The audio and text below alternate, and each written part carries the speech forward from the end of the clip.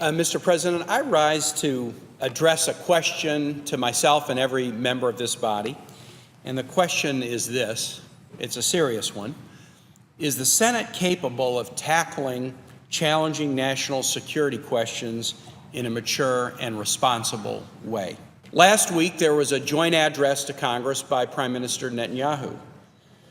I spent many hours conversing with Prime Minister Netanyahu in his office about Iran and other topics, but I'm sad to just look at that joint address and basically say that it was history-making in some unfortunate ways.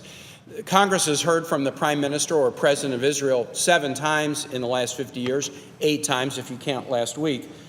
But last week's address was unusual because it was designed in a partisan way, an invitation by the leadership of one party with an intentional decision not to let the White House know, not to let the minority party in Congress know, and to schedule the speech within the days before a contested foreign election, leading many to conclude that it was an effort by Congress to effect a foreign election, which we should never do. Following that speech, a carefully worked out bipartisan bill that has been introduced in Congress to give Congress an appropriate review role over any potential Iranian nuclear deal was hijacked, basically. Instead of allowing the bill to go through Congress, there was a decision to force the bill to a floor for an immediate vote, which was seen by all as a partisan move. It was described by one of the sponsors of the bill, one of the Republican sponsors of the bill, as an effort to embarrass Democrats. Now, thank goodness at the end of the day, that effort to accelerate consideration of what was a bipartisan bill was pulled back, and we will not be doing that this week. We will be allowing a normal committee process. But the fact that the effort was made did damage to reasonable bipartisan consideration of this important issue.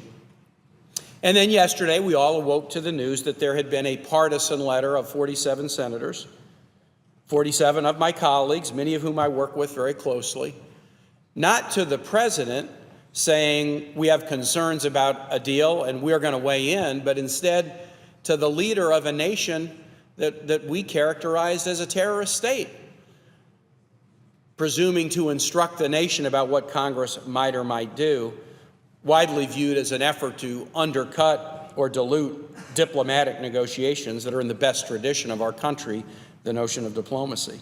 I deeply believe that this body, Senate and Congress generally, have to pull back from the brink of irresponsible and partisan action with respect to these critical security questions because the stakes are simply too high. With respect to the Iranian nuclear negotiation, I share many of the concerns of my colleagues, of the 47 who wrote the letter. I share many of the concerns of the Prime Minister that were shared in the speech last week. But I deeply believe we should not try to tank a deal, critique a deal, undercut a deal before there is a deal. Because to the extent that there's efforts to stand and say this is a bad deal before there is a deal, the message that is communicated to the American public and to the world is we will never accept any deal. We are not interested in diplomacy. We are not interested in negotiation.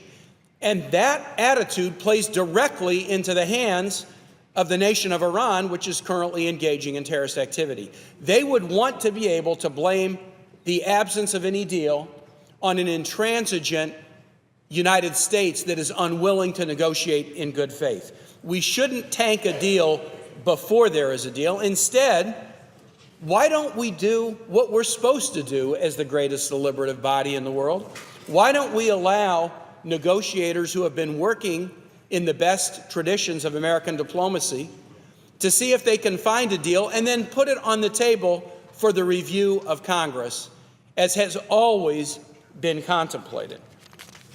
I am a proud original co-sponsor and worked on the draftsmanship of a bipartisan bill that was introduced under the key sponsorship of Foreign Relations Chair Senator Corker and Ranking Member Senator Menendez to guarantee to Congress an appropriate review of any final deal with Iran over their nuclear program if such a deal is reached.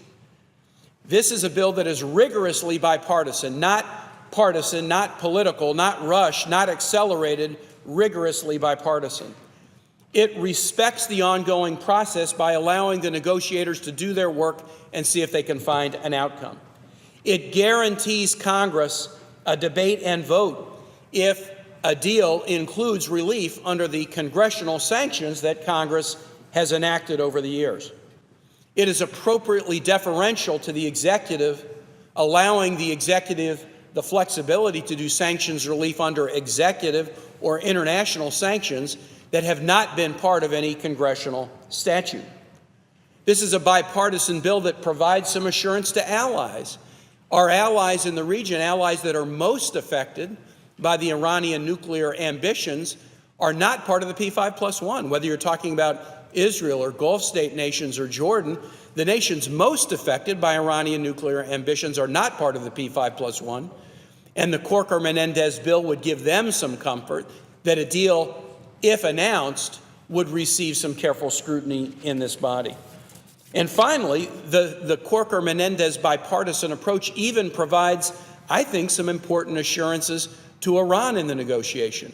We want Iran to make not small concessions. We want them to make big and bold concessions and give up any intent to develop nuclear weapons. But what is the likelihood that Iran will make those concessions if they have no knowledge about what Congress's intent is vis-a-vis the congressional statutory provisions? There's a right way and a wrong way to approach these matters.